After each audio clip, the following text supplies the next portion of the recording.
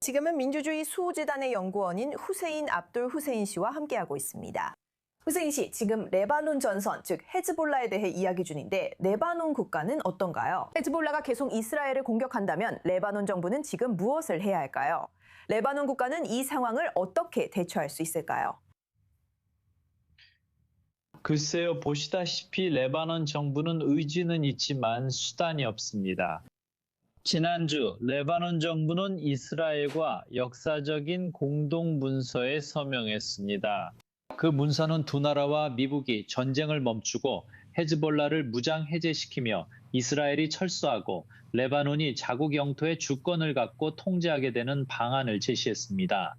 하지만 불행하게도 레바논 정부는 헤즈볼라를 막을 수단이 없었고 헤즈볼라는 고집을 부렸습니다. 그들은 첫째, 우리는 트럼프 대통령과 별도 채널이 있습니다 라고 했고 트럼프 대통령은 나는 헤즈볼라와 이야기했다고 말했습니다.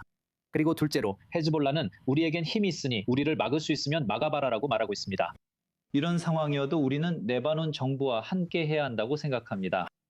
그들에게 집중하고 다른 경로를 열지 말고 그들을 지원해야 합니다. 그들에게 이스라엘과 합의한 이 계획을 실제로 실행할 수 있는 도구를 제공하려고 노력해야 합니다.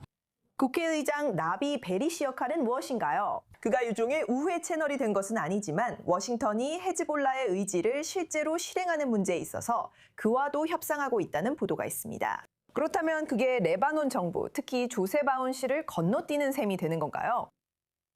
네, 맞습니다. 그리고 그것은 미국의 정책에 반하는 일입니다. 그러니까 루비오 장관과 그의 팀은 이스라엘과 레바논 정부 간의 직접 대화 채널을 구축하는 데 시간과 노력을 들였습니다. 그리고 갑자기 베리 의장이 직접 대화를 반대해서 자신만의 채널을 만들었습니다. 그래서 이제 그들은 미국을 통한 간접 대화를 원합니다. 이제 베리 의장은 헤즈볼라와 간접적으로 대화합니다. 이는 별도 채널입니다. 이곳은 헤즈볼라 채널이며 이런 채널은 존재하지 말아야 합니다. 우리의 목적은 그것을 보는 것이기 때문입니다. 레바논 정부가 책임자이고 레바논을 대표해서 말하는 사람은 헤즈볼라가 아니라 정부입니다. 그리고 알다시피 그들의 동맹인 나비베리와 함께입니다. 레바논 시민들은 어떻습니까? 레바논 정부가 헤즈볼라를 다루는 방식이나 심지어 헤즈볼라가 국내에서 활동하는 방식에 대해 점점 더 불만이 커지고 있다는 징후가 있나요? 우리가 가진 설문조사에 따르면 시아파를 포함한 레바논인 2명 중 1명이 헤즈볼라의 무장 해제를 원하고 이스라엘과의 평화를 원합니다. 이것은 5월에 실시된 설문조사입니다. 그리고 인구의 27%를 차지하는 시아파 공동체를 제외하면 이 수치는 65%로 올라갑니다. 이는 레바논인 3명 중 2명이 헤즈볼라 무장 해제와 이스라엘과 평화를 원한다는 뜻으로 지역에선 전례 없는 수치입니다. 저는 이것이 우리가 기반 삼을 수 있는 것이라고 생각합니다. 또한 아운 대통령과 살람 총리가 대중 정서를 잘 이해한다고 봅니다. 상관하지 않습니다. 헤즈볼라는 레바논 사람들이 어떻게 생각하는지 신경 쓰지 않습니다. 헤즈볼라는 이단의 명령을 따르기를 원합니다. 그리고 저는 이 시점에서 헤즈볼라가 여전히 시아파 다수의 지지를 받고 있더라도 레바논 대다수와는 대립하고 있다고 생각합니다. 하지만 이렇게 말하더라도 레바논인 2명 중 1명이 헤즈볼라의 무장 해제를 원한다 해도 그들이 이스라엘이나 미국이 그것을 하도록 허락할까요? 아니면 완전히 그렇게 할 자원이 없는 레바논 군대가 해야만 하는 걸까요? 그들이 선택하거나 고르는 건 아니라고 생각합니다. 그들은 자신들에게 수단이 없다면 다른 누군가가 해야 한다는 것을 이해하고 있습니다. 그들이 그 일을 한 것 자체를 반대한다고 생각하지 않습니다. 미 중부사령부가 레바논군이 그 일을 하도록 돕는 것에 대해서도 반대하지 않는다고 생각합니다.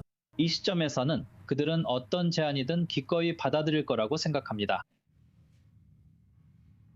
우리가 레바논 군대를 개혁하고 그들을 지원해서 그들이 할 수 있도록 해야 한다는 것입니다. 또는 그들이 지난주 두 나라가 합의한 로드맵, 즉 헤즈볼라를 무장 해제하고 앞으로 나아가는 방법을 집행할 수 있도록 해야 한다는 것입니다.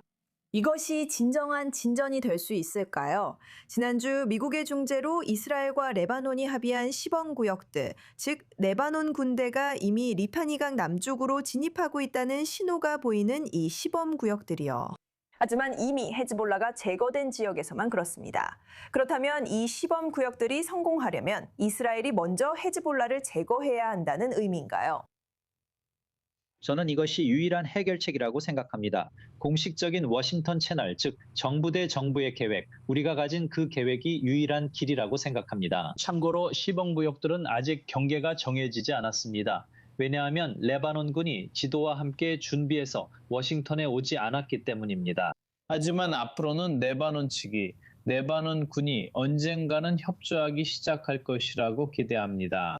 이런 일이 일어나면 이것이 앞으로 나아갈 방법입니다. 다른 방법은 없습니다. 그리고 이제 왜 헤즈볼라가 그렇게 완강하게 첫째로 협상을 방해하고 협상에 반대하고 이스라엘을 향해 발포하고 이란이 이스라엘을 향해 미사일을 쏘도록 했는지 알게 되셨을 겁니다. 헤즈볼라는 아운과 정부를 비난하고 협상을 중단시키기 위해 온갖 노력을 다해왔으며 대체 채널을 만들고 미사일을 사용해 상황을 악화시켜 평화 협상이 이루어지지 않도록 하고 있습니다. 그래서 헤즈볼라의 행동만 봐도 레바논과 이스라엘 두 정부가 하고 있는 일이 옳은 일이라는 걸 알 수 있고 헤즈볼라는 두려워하며 이를 막으려고 하고 있습니다. 후세인 압둘 후세인 씨, 이 24뉴스 영어 방송에 함께해 주셔서 감사합니다. 아주 흥미로운 분석이었고 늘 감사드립니다. 감사합니다.